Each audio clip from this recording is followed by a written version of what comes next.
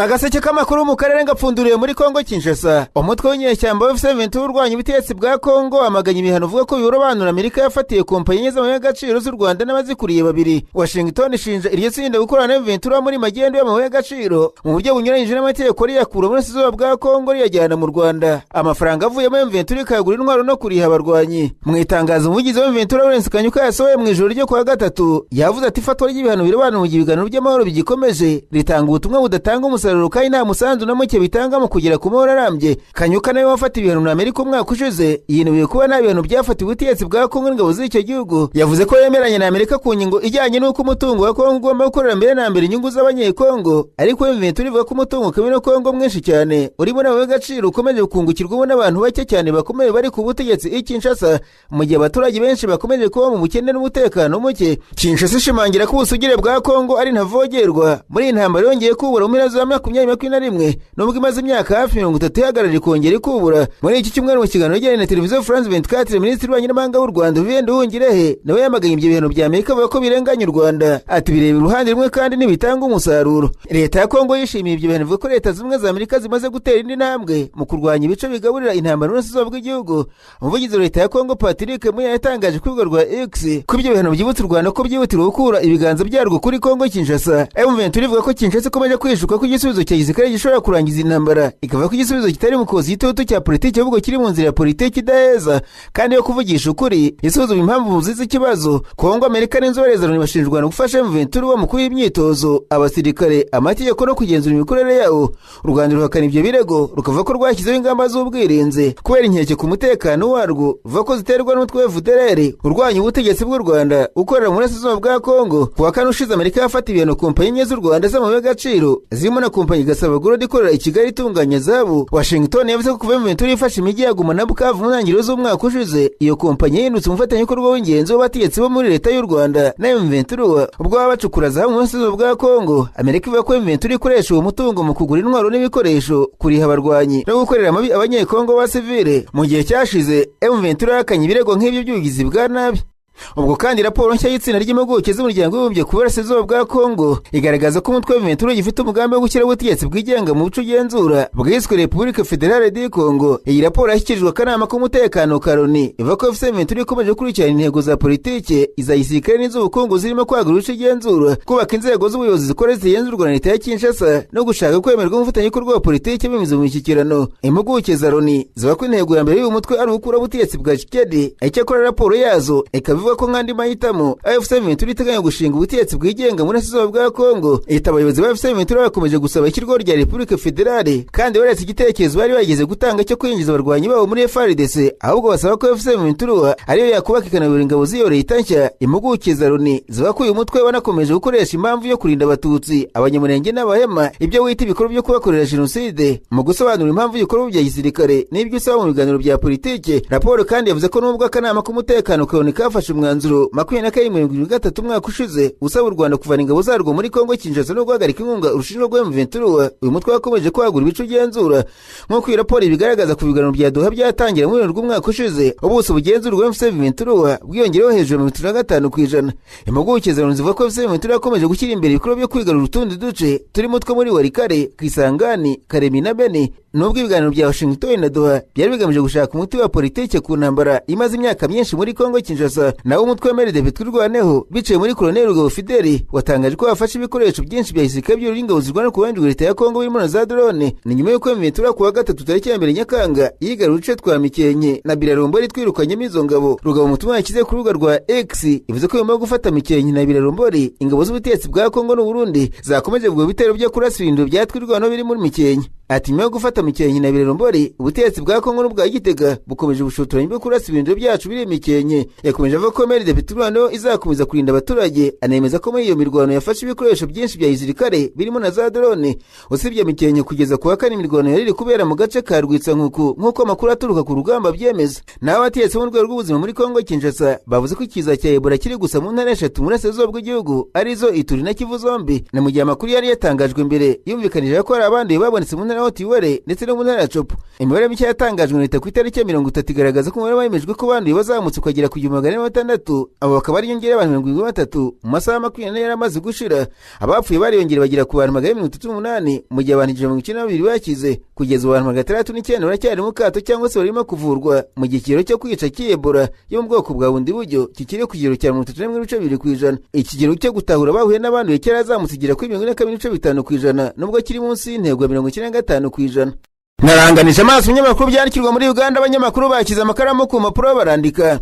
Banditswe abayobozi 8 bafite isano n'inteko ishinga amategeko ya Uganda n'ikigega cyabo cy'abakozi cyo kuzigama no kugurizanya batawe muri yombi n'urwego rw'umugenzuzi mukuru w'imari ya leta mu rwego rw'iperereza ku byaha bya ruswa n'imicungire mibi y'umutungo wa leta. Shimp Report yavuze ko mu batawe muri yombi barimo Chris Obore, umuyobozi ushinzwe utumanaho n'ibikuru byo kumenyekanisha inteko ishinga amategeko, barimo Kani Daniel Adiro ushinzwe abakozi, Ronald Okema, Rajabu Kayase Maruru, Emmanuel Emron Okwi, Vincent Otibata na Methodist Murebe, umuyobozi mukuru wa Sako y'inteko ishinga amategeko. Abayobozi bari babanje guhamagarwa kugira ngo batange ibisobanuro ku iperereza ryakorwaga, ariko nyuma yo kubazwa bahise bafungwa. Biteganyijwe ko bageze imbere y'urukiko rushinzwe ibyaha bya ruswa, nubwo ibyaha biregwa buri wese bitari byatangazwa ku mugaragaro. Amakuru ava mu iperereza agaragaza ko rishingiye ku birego byo kunyereza cyangwa se gukoresha n'umutungo wa leta n'uburyo umutungo w'inteko ishinga amategeko wacungwaga. Iri perereza rikurikira iperereza rinini rimaze igihe rikorerwa bahoze bayobora inteko ishinga amategeko, ririmo n'uwahoze ari perezida w'inteko Anita Monge. Inzego z'umutekano zirutse gusaka amazu ye, zifatira inyandiko n'ibikoresho by'ikoranabuhanga ndetse zifatira n'imodoka z'agaciro mu rwego rwo gushaka ibimenyetso. Ifatwa ry'abayobozi rigaragaza ko iperereza ritagikomeje gusaka abayobozi ba politiki, ahubwo ryanageze ku bakozi bakuru bashinzwe imiyoborere n'imicungire y'inteko ishinga amategeko. Perezida Yoweri Kaguta Museveni yavuze mbere ko hagomba gutegerezwa umwanzuro w'iperereza mbere yo gufata umwanzuro ku bakekwaho ibyaha bya ruswa mu nteko ishinga amategeko. Ubwo ariko kandi urukiko rwa Ruzira muri Uganda rwategetse ko Dr. Emilia Matembe, wahoze ari minisitiri w'uburere mbonezabupfura ukurikiranyweho icyaha cyo guteza amacakubiri afungurwa by'agateganyo. Umucamanza witwa Sheila Gloria Atem yatangaje ko Dr. Matembe yemeye ibisabwa kugira ngo afungurwe by'agateganyo. Yemeye gusinya amasezerano y'uko azishyura miliyoni 3 z'amashiringi ya Uganda mu gihe yaba atubahirije ibisabwa. Abamwishingiye nabo bemeye amasezerano ko bazubahiriza iby'urukiko rusaba. Urukiko kandi rwamusabye kuzibukira imvugo zishobora gukurura amacakubiri no kujya yitaba urukiko igihe cyose akenewe kugeza urubanza rupfundikiwe. Ati muyavuze ko urukiko rufungura umuntu by'agateganyo rwabanje kureba ku ngingo nyinshi nk'ubukomere bw'icyaha, aho uregwa atuye n'ibindi bijyanye no kureba ibitabangamira rubanda. Ashimangira kandi ko umuntu uregwa wese aba ari umwere kugeza hamijwe n'urukiko icyaha runaka akurikiranweho. Nyuma yo gusuzuma izo ngingo zose, urukiko rwategetse ko Dr. Emilia Matembe afungurwa by'agateganyo. Umucamanza yasobanuye ko icyaha Dr. Matembe akurikiranweho gihanishwa igifungo kirenze imyaka 5. Rushingiye kuri ibyo, urukiko rwemeje ko atari icyaha gikomeye cyane ku buryo cyatuma uyu mugore agumishwa muri kasho. Ikindi cyashingiwe nuko Dr. Matembe asanganwe imyitwarire myiza. Dr. Matembe yagejejwe imbere y'urukiko ku itariki 30 Kamena. Ubushinjacyaha bwamushinje ko muri Kamena n'ubundi mu gace ka Nakawa hari amagambo yatangarije kuri DK TV Uganda avuga ko imisoro y'abaturage ikoreshwa mu nyungu z'abayobozi bo mu bwoko bw'abanyankore. Ubushinjacyaha bugaragaza ko amagambo ashobora guteza urwango n'amacakubiri mu baturage. Dr. Matembe atangiye gukurikiranwa n'inkiko nyuma y'iminsi mike umugaba mukuru w'ingabo za Uganda Jean Muzikani Rugaba atangaje ko yafunze uyu mugore. Ibi byakurikiwe n'andi magambo akakaye Muhozi yagiye ashyira kuri rwa X agaruka kuri Dr. Emilia Matembe. Mu minsi yabanje kandi hari amakuru avuga ko Dr. Matembe yari yaburiwe irengero yuko inzu ye isatswe n'inzego z'umutekano, bikaza gukurikirwa n'ifoto ry'abari inshuti ze za hafi. Ikibazo cya Jenerali Muhozi na Dr. Matembe cyatewe n'amagambo uyu mugore yagiye amuvugaho mu bihe bitandukanye. Mu kiganiro Dr. Matembe yagiranye na The Newsroom mu Uganda kijya hanze ku itariki 20 Kamena, yumvikanye inenga uburyo Perezida Museveni n'umuhungu we bategetse igihugu cya Uganda. Nasimbukiye mu Burundi, abanyamakuru bicaye imbere ya mudasobwa barandika. Banditswe Perezida w'Uburundi Evariste Ndayishimiye yashyize umukono ku iteka rya Perezida shyira mu bikorwa itegeko rigeniza mu rurimi amafaranga y'izabukuru wabwo ari mu kiruhuko cy'izabukuru binyuze mu bigega by'ubwiteganyirize. Abari mu kiruhuko cy'izabukuru bazajya babwa buri kwezi amafaranga yo 3% by'umushahara bahembwaga mbere yo kujya mu kiruhuko cy'izabukuru. Icyakora intego nuko mu gihe kiri imbere bazagera ku rwego rwo guhabwa amafaranga angana n'umushahara wose bahembwaga mbere yo gusezera mu kazi. Ihuriro ry'amashyirahamwe y'abakozi mu Burundi ryakiriye neza iki cyemezo. Celestin Savyimana uyoboye yabwiye ikinyamakuru BBC ati twakiriye neza iri tegeko kuko abantu benshi bari baritegereje, ariko yavuze ko amafaranga yagenwe akiri munsi y'abasezerewe bari bemerewe. Ati Perezida yerejeje ko buri muntu uri mu kiruhuko cy'izabukuru azajya ahabwa amafaranga y'umushahara yahoraga ahembwa. Savyimana yibaza ko ku itegeko ryashyizweho ritanga 30% gusa bishobora guterwa n'ibibazo by'ubukungu n'ibura ry'amafaranga igihugu gifite muri kino gihe. Iri teka rya Perezida rishyira mu bikorwa itegeko ryari ryasinywe ku itariki 30 Mata y'umwaka rigena muri rusange uburyo ayo mafaranga azatangwa. Iryo tegeko riteganya ko bizakorwa buhoro buhoro kugeza igihe basezerewe bazajya bahabwa 100% by'umushahara bahuraga bahembwa. Abarebwa n'iri tegeko n'abahoze bakorera leta harimo abafashe ikiruhuko kubera ubumuga, abasezeye mbere y'igihe giteganywa n'amategeko, abapfakazi n'imfubyi zahoze ari abakozi ba leta, abahoze mu rwego rw'ubutabera, mu ngabo z'u Burundi, muri polisi n'indi miryango ifitanye isano na leta. Gusa Celestin Nsabimana nenga ko ari andi matsinda y'abasezerewe asa n'ayasigaye inyuma kuko atazabwa amafaranga muri iki cyiciro cya mbere. Muri abo matsinda harimo abanyamuryango b'ikigega cy'ubwiteganyirize bw'abakozi cya INSS, ahari n'abahoze bakorera ibigo bya leta bifite ubwigenge cyangwa se ibigo byigenga byegamiye kuri leta n'abahoze bakorera bikorera. Nsabimana yavuze ati abo bose n'abanyamuryango bakomeye ba INSS kandi basanzwe batanga umusanzu muri icyo kigega. Avuga ko baje impamvu abantu batashyizwe muri iki cyiciro cya mbere, asubiza ko bazitabwaho mu cyiciro cya kabiri. Yakomeje avuga ati ntabwo bikwiye gufata abantu bari mu rwego rumwe ngo bamwe bahabwe abandi basigare inyuma. Ababonye ubwa mbere ni byiza, ariko nabo bandi nabo bakwiye kwitabwaho. Mu ijambo yavugiye batangira gutegeka Burundi muri 2020, Perezida Ndayishimiye yari yatangaje ko basezerwe bazajya bahabwa amafaranga y'izabukuru angana n'umushahara bahembwaga mbere yo gusezera. Icyo kuri cyo kivuzo cyari kimaze igihe kirekire kitegerejwe kubera ibibazo bikomeye by'ubukungu igihugu cy'u Burundi cyahuye nabyo, harimo n'ibara ry'amafaranga y'amahanga. Uwo mugambi niho rigeze ushyirwa mu bikorwa bijyanye n'iyo ntambwe yatewe yo gutanga 60% by'umushahara. Celestin Nsabimana yagaragaje ko icyizere ko 40% isigaye nayo izaboneka vuba kugira ngo basezerewe bahabwe umushahara wuzuye nk'uko byari byarasezeranijwe.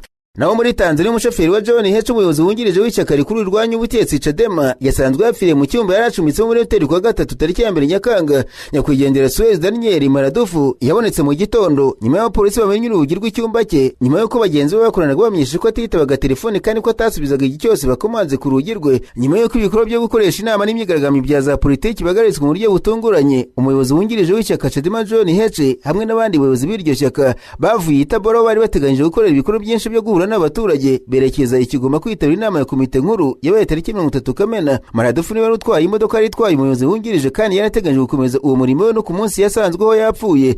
Abantu bari kumwe na Maradufu bagaragaje ko batewe ubwoba n'urwo rupfu, bavuze ko nta kibazo cy'urwayi yarazweho kandi ko mbere yo kuboneka yapfuye yakoraga inshingano ze nk'uko bisanzwe, nk'uko bitangazwa na raporo ya polisi ya Kigoma. Aho polisi baba amakuru na Zabuloni Mwita utuye mu gace ka Sirari akaba n'umunyabanga wa John Heche avuga ko bari bagiye kwicuma ry'abashyitsi rezo nka Ntahamba kugira ngo bakangure Maradufu, bakomanze ntiyafungurana telefone ye ntiyitabwa. Iperereza ry'ibanze ryakorewe mu cyumba yararyamyemo ryagaragaje ko harimo imiti itandukanye ikoreshwa n'abantu iri mu bwoko bw'ibinini bitandukanye. Umurambo nyakwigendera wajyanywe mu bitaro bikuru by'icyitegererezo bya Maweni biri i Kigoma kugira ngo ukorerwe isuzuma rirambuye. Polisi itangaza ko iperereza rigamije kumenya icyateye urwo rupfu rwa Maradufu rikomeje. Ikinyamakuru The Chanzo kivuga ko mu mwaka wa 2019 Maradufu yajyanywe mu bitaro nyuma yo gutemagurwa n'abantu batazwi bari bitwaje imipanga. Icyo gihe John Heche yari umudepite uhagarariye akarere ka Tarime. Nta muntu n'umwe watawe muri yombi cyangwa se ngo akurikiranwe mu rwego rw'amategeko kubirebana n'icyo gitero. Urupfu rwa Maradufu rwaheshize amezi hafi 2. Uwitwa David Jumbe ufashe umuyobozi wa Chadema rokotse ishimutwa. Jumbe yabaje gucika bamushimuse nyuma y'uko abaturage babakurikiranye bikabangamira abagabo bitwaje intwaro bari bamushimuse, bityo abona uko bacika. Polisi yatangaje ko yatangije iperereza ku byerekeye iryo shimutwa. Icyakora kugeza ubu nta raporo iratangazwa ku bantu bavuga ko byerekanye nk'aho polisi igice gikorwa cyo kumushimuta cyabaga.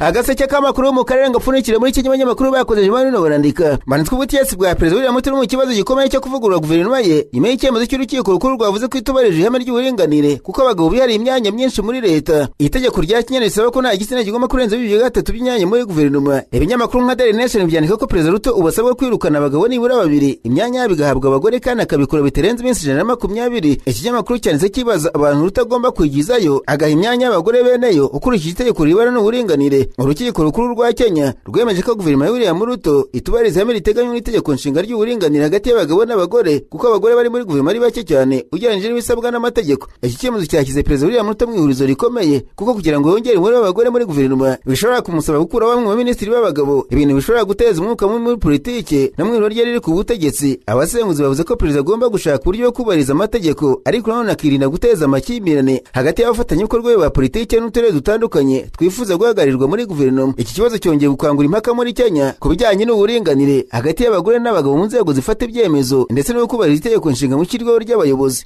Ubwo kandi umugore witwa Harima Ngace uzi ku mbuga nkoranyambaga nka Princess Harima yataye muri yombi n'abashinzwe ubugenzacyaha muri Kinyaregwa kuba yarakoreshaga konti ya X ashyiraho amakuru areba n'ingendo z'indege za Perezida William Ruto. Polisi yavuze ko iyo konti yashyiragaho amakuru y'inzira indege ya Perezida yanyuzemo, ibihugu yasubiyemo ndetse n'amakuru ajyanye n'indege yakoresheje. Ibintu abayobozi bavuga ko bishobora guhungabanya umutekano w'umukuru w'igihugu. Harima Ngace yagize imbere y'urukiko rwa Milimani i Nairobi maze urukiko rwemera CID kumufunga by'agateganyo iminsi 3 kugira ngo Perezida rikomeze.